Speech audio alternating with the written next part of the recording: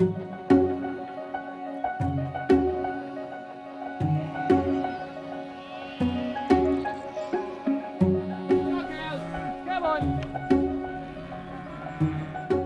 Hen Curtis. I farm at West Demlet in Black Dog, Devon.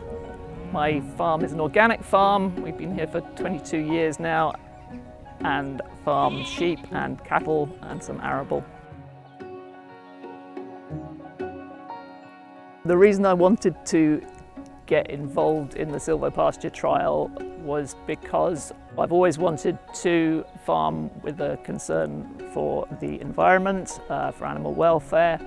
I was very put out when the national conversation started turning to cattle and sheep farming being a very big driver of climate change.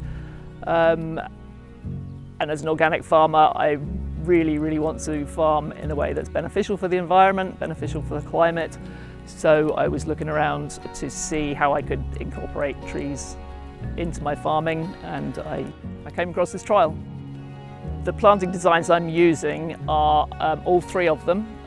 So there's this one that we've got here is the shelterbelts, which is belts of trees, and this one's great for me because it's dividing up a big field, so I can do paddock grazing, which is something that I've also been trying to introduce on my farm to use the grass more efficiently.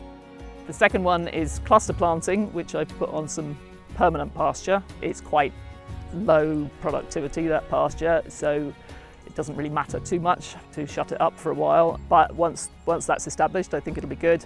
And the other one is the regular space, which is trees placed 7 metres apart in the field, is more awkward for me. It's difficult to farm between the trees. I think other people have done it with wider spacing, in fact, which might have been better.